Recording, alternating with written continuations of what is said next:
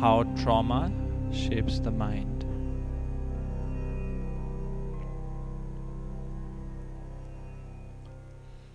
Unresolved trauma. So as the mind and the brain, yes? The mind, we talked about it yesterday. It's kind of the localized consciousness, yes? Localized expression of consciousness.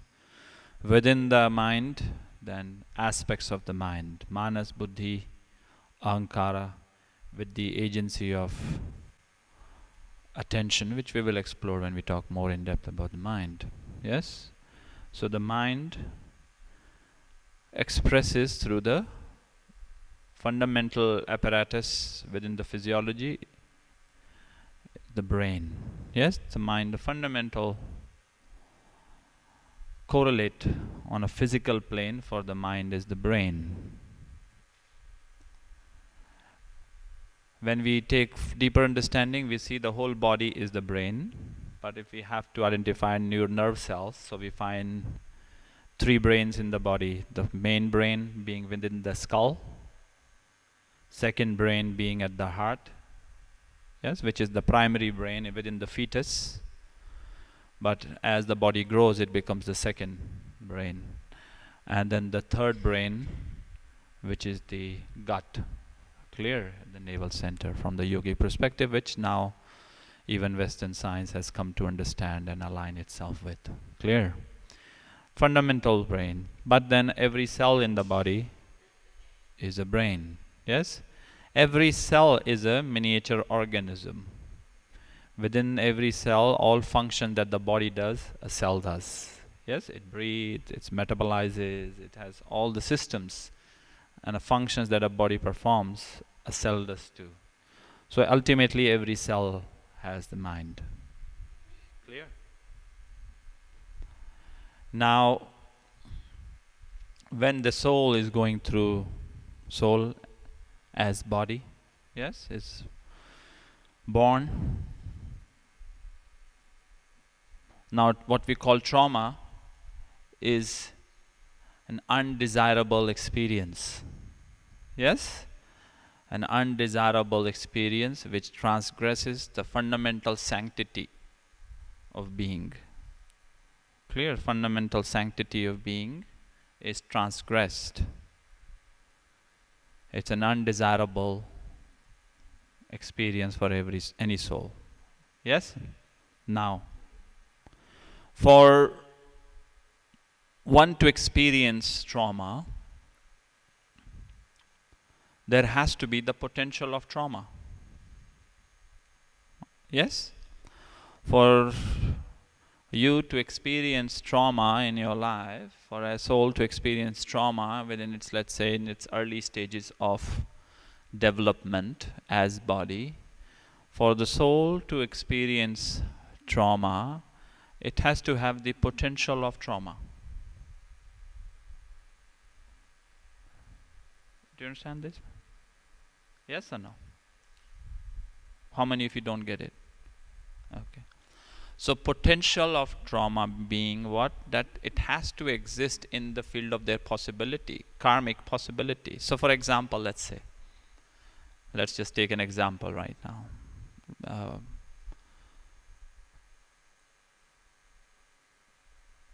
A soul incarnates right now, is born as body, manifests as body, an individual born as body, in Syria, for example, because strangely, even in war, people have sex.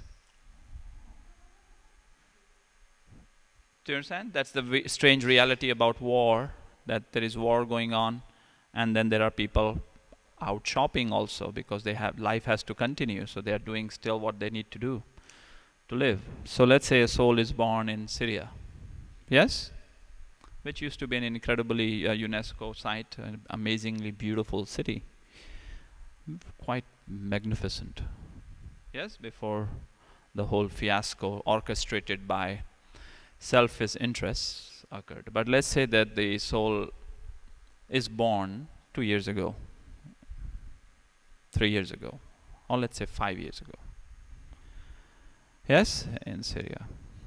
Now, just by the virtue of its location, where that geographical location is, by knowing what we know now, naturally by the location it had the potential, yes, of experiencing an exponential level of trauma. To be born in an environment which is extremely unstable. Yes or no? No, extremely unstable with all kinds of strange human behavior going on. Yes? So the potential of trauma exists there. That does not mean that the trauma has to happen. The potential exists because purely even on a geographical level, yes, where it is born. But that potential to crystallize onto the tangible level of experience, there has to be a certain level of consciousness. Certain choice making has to be there. Yes, by the individuality around. Yes? So that potential collapses through interaction with the surrounding. Are you aware of what I'm saying or not? So the individual trauma that collapses for that particular soul is not just the trauma of that soul. It's a reflection on the trauma of the collective. Immediate collective, yes, and distant collective. Immediate collective is not just geographically immediate collective, it is also non-geographically immediate collective, being that there are people can be sitting in Nevada City, near Las Vegas, and be involved with this karma of creating trauma about that, collapsing the trauma for that particular soul. Are you aware of what I'm saying or not? So, or people who are unconsciously believing in that whole propaganda and supporting that propaganda, they all start to get part of that trauma. So individual soul gets affected by that. Also everybody involved in that creates greater potential for trauma in their own life, because no man or woman is an island. Is that clear? So our actions and behaviors, any action and behavior which is life negating, is creating trauma, potential for trauma. Clear? Ignorant, life negating behavior creates potential for trauma. The crystallization of that trauma into tangible level of experience is through particular behavior in present moment. Yes? Now when that collapses, as we said that the mind, every cell has the mind. And we talked about the conditioning, personal 3 levels of conditioning. So the individuals, who am I, the fundamental identity starts to get shaped by that trauma, this incredible scarring that the psyche starts to receive. Yes? And what we find is that it has physiological correlate, it has psychological correlate, it has energetic correlate, it has consciousness state correlate, meaning that trauma will show up on the level of brain. Yes, you can see the brain, that people who have been exposed to early trauma, who have not been able to resolve the trauma, they might have inflammation in the brain. Clear? Their amygdala, the reptilian brain, might be of a bigger size. Yes, because it's the stress reaction. Their nervous system will have a tendency, will be shaky. Clear? Their breath pattern will not be smooth. The 4 fundamental qualities of a clear day-to-day breath: deep, slow, expansive, and silent. These are the 4 fundamental qualities of a healthy breath. Yes, breath, which is fundamental link to our pranic field. Clear? So a person in trauma, a person who's affected by trauma is still carrying trauma, that even in their breath you can locate it. Is that clear? You can locate it in their brain scan, that the brain will not be generating harmonious, synchronous waves. There will be breaks in the patterns. Yes? On the level of their identity, it will very obvious. We have spoken about the conditioning, yes? How the individuals, who am I, will be deeply affected by that. Now the person on a circumstantial level has moved away from that trauma, but they're still reliving it. That's the thing with trauma. Clear? If the person does not resolve it, they keep reliving it over and over and over again. Is that clear? And so, and that reliving deepens the pattern, deepens that synapses in the brain, deepens that cellular communication, and reaffirms that identity within the individual and also in life. Clear? Identified with that unresolved trauma, the person sees the reality through those looking glasses of trauma. Yes? So the behavior of the person is through the mind. A mind which has trauma will behave through that trauma prism. Clear? So that's why we find it can, behind addiction is trauma. Yes, behind violent behavior is trauma. We find people coming from, when people have been sent to these fabricated, manufactured wars. Yes? Totally corporate greed. These wars. Clear? So we find when they come back, they're traumatized. Yes? They call it more fancy names now, PTSD or, yes, shell shock and whatever that. It is trauma, ultimately. Deep trauma. And then when you are in that, a lot of time what you will see is that even in this, let's say a person is healthy and they is exposed to a short-term, a traumatic experience, which can be, let's say, 2 months, 3 months, 4 months. And if it is intense enough, then their body's biomechanism totally goes haywire. And the body, when you place that individual, even in an environment, for example, it can be even show up in a person who is in a high-stress job. Yes?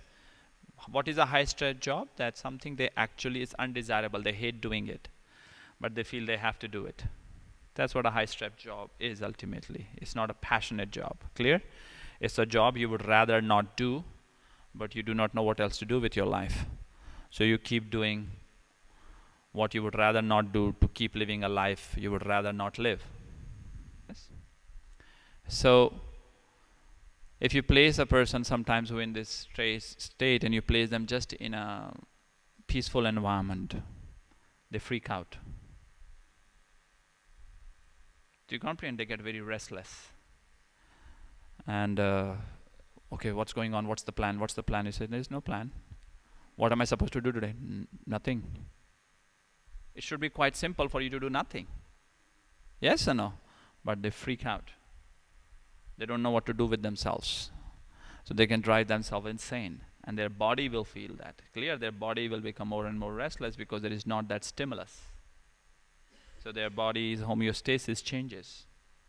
So the body's homeostasis requires that level of stress for it to have certain level of aliveness. When you remove that, it does not feel at ease with itself. And it takes a while for body to regain its natural equilibrium. Clear? So unresolved trauma leads to all kind of addictive behavior. It leads to all kind of self-destructive behavior. It leads to all kind of violent behavior. It will show up on the level of the brain. It will show up on the level of your breath work. It will show up on the level of your physiology. Just how you are in your body. It can show up in your content, in your consciousness. Clear? The way you think, it will show up as the way you see the world. It will show up as the way you relate. clear? And strange thing is, time is not the healer there. The person, this is a fallacy to think that the person can heal trauma just if time has elapsed. That's not the case. Is that clear? Distance in time does not resolve trauma. That's a big lie. So you don't get over trauma in time. Just because time has passed does not mean that the individual will get over trauma. So you find people in their 50s and 60s still carrying trauma that happened to them when they were 11 years old. They just suppressed it so deep in their psyche that they are totally unaware, and they have lived through it for the last 4 decades of their life. Are you aware of this or not, what I'm saying to you? So it is not time. A lot of time people say that, oh, you will get over it in time. No, it doesn't happen like that. You have to consciously correct your intellect. You have to consciously heal the mind. Yes, you have to educate yourself. You have to transcend the identity where trauma lives. Because ultimately, on the fundamental level of who you are, there is no trauma. It is only on the relative level of who you are where trauma lives. So when we are talking about healing trauma, ultimately it is about you accessing that dimension within oneself where the trauma is not. You meet yourself before the trauma. As long as the individual keeps meeting themselves after the trauma, that remains part of their who am I. And as long as it remains part of their who am I, they will always have a very sensitive spot somewhere. Is that clear? And that trauma can resurface at any time. Do you understand this or not? Have you seen with people like their trauma can resurface at any time as long as they have an who am I, which is still as an effect of that trauma. Meaning they locate themselves as an aftermath of the trauma. So as long as there is even slight level of identification to an identity which was traumatized, the individual has the potential of totally recreating that karmic event. So a person truly heals from trauma is when they do no more locate themselves as an effect of that trauma. They locate themselves beyond that. And that is what frees them from that trauma. And then it will show up immediately it will show up on their brain level, it will show up on their energy level, it will show up on their physiology, it will show up how they think, it will show up how they feel, it will show up how they see the world, it will show up what they put into their body. Clear? It will show up on all levels. As you can see otherwise, like in addiction, people who are working with people, suffering from addiction, there can be a lot of relapses, yes or no? And there can be a person who is now 20 years sober or 30 years sober, yes? And then they go, boom, right back. How many of you have met someone like that? Or heard stories, yes or no? So, the time has happened. But what happens is a lot of time with these addiction programs, like a very successful, like AA is a very successful program, clear on that level, it's a very successful program, but the education of that system is not evolutionary. So you get something with the 12-step program, which is wonderful, yes? But 1 year, 2 years, 3 years, 4 years, 5 years, 6 years, it's the same thing. It does not cater to the individual when they have moved on. There is no technology there for them to move to the next level. Do you comprehend? And so can be a lot of relapse. It can be 10 years. So there is whole identity based on that. Oh, I'm 20 years sober now. I'm 21 years. Is that clear? So there is a strong identity in that. And so we find there is a lot of relapse that can happen, and that does occur a lot. Yes? So the distance in time does not heal trauma. Time helps, absolutely. Is that clear? Time helps, but it does not heal.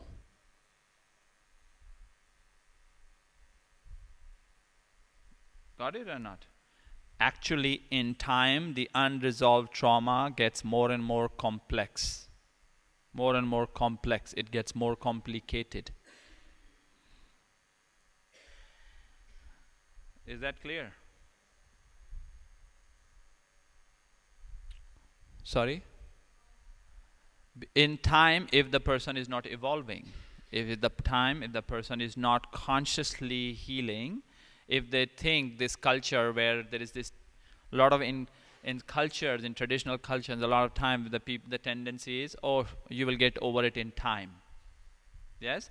And so the person is not consciously evolving. They're just passing the time with the hope that, okay, I'll get over it in time. No, you don't. By ignoring it, you don't get over it. Yes, it gets more worse in time because you start to behave from that trauma identity more. So you start to create more and more trigger points within yourself. The individual starts to create more and more trigger points within themselves. They start to create hardwire that synapses and start to link more behaviors to that trauma. Yes, so ultimately the trauma healing requires a total identity shift. Total identity shift. Yes, because as you discover the truth of who you are, then there is no trauma in you. Yes, it's no trauma. It's just a story. And you can honor that story, but you are ultimately untraumatizable. That's who you are. But the journey to that is by facing the trauma fully. Yes?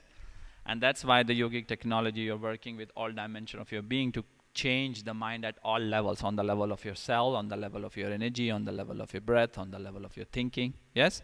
We have to address every aspect of the being.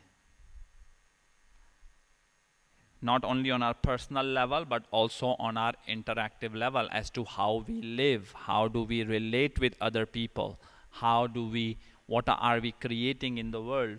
If we had potential of trauma, but that's karmic potential of trauma, and we collapsed it, yes, but we still in our interactive reality, we are oblivious, we are unconscious, we are again participating in that same trauma creation behavior. Clear? Every action, every thought we do sends out ripples. So if a person is sitting in an isolated location engaging in life-destructive behavior, and he or she thinks that, oh, they are unaffected by it because they get a paycheck and they can just fly drones sitting in an isolated location and then go have breakfast after, they are not untouched by it. Is that clear? They're designing the potential for trauma in their own lives at a rapid pace. It's an undeniable law like gravity. Clear? But all trauma is healable. All trauma. Yes? All trauma is healable. The human potential is infinite. The nature of human potential is infinite. Infinite. Is that clear?